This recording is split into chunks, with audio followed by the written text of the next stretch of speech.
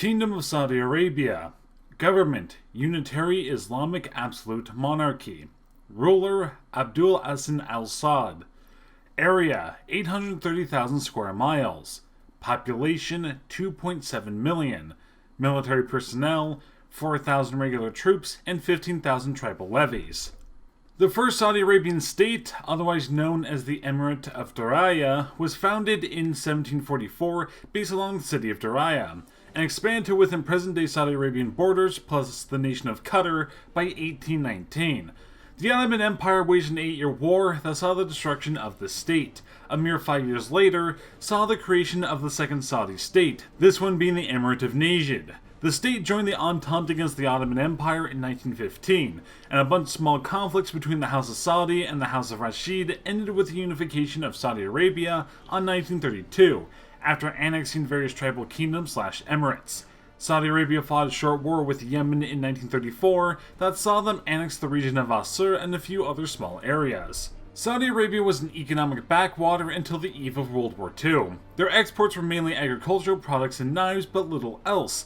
They were shunned in the great oil explorations of the 20s because people understood Iraqi geology better than Saudi Arabian.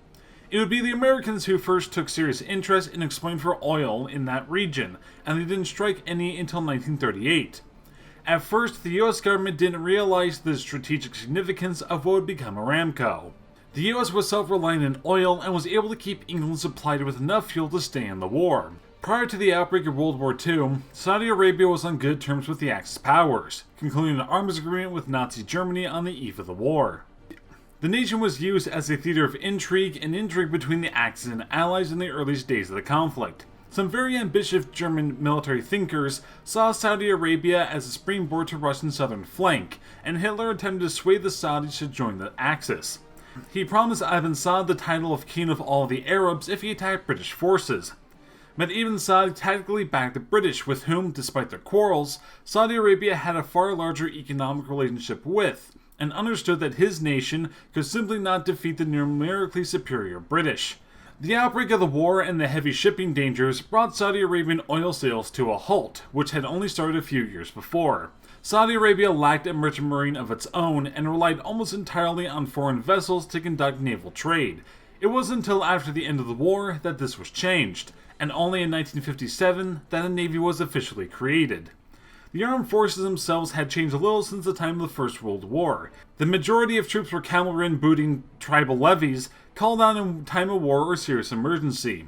These troops were very experienced at desert warfare and survival, but equipment was immensely outdated and unregulated, making it difficult to reliably supply the troops. Their loyalty to the state was also at times questionable, since they were by and large beholden to local lords rather than beholden to the king. These warriors were employed frequently in the Saudi wars of the 1920s against Hejaz Ashur and the 1930s against North Yemen, but they were being increasingly replaced by more Western armed regular troops. In the 1940s, the total number of levies ready to go to war at the king's call was around 15,000. At the same time, the regulars numbered only a few thousand personnel and performed mostly policing and other garrison functions. These regular troops were much better armed than the levies and were garrisoned all over the country at forts in major cities, but they lacked training, equipment, or ability to conduct offensive actions outside of the state. In 1943, Franklin Roosevelt declared that the defense of Saudi Arabia was of vital interest to the United States, thus making the kingdom eligible for Lend-Lease assistance. A.F. Carter pushed for the construction of refineries in Saudi Arabia, and at one point was lobbying the government to outright purchase Aramco. His plan was to build a pipeline to the Mediterranean to shorten logistics for the European theater. The more fractured nature of ownership in the American oil industry meant that detractors outweighed supporters of the plan, and Aramco remained independent. However, the course of American politics was clearly set. FDR stopped by the kingdom on his way home from Yalta to have a chat with the king. The Iranian crisis of 1946 gave added impotence to the relationship and hastened Saudi Arabia's development into the modern oil nation that it is today.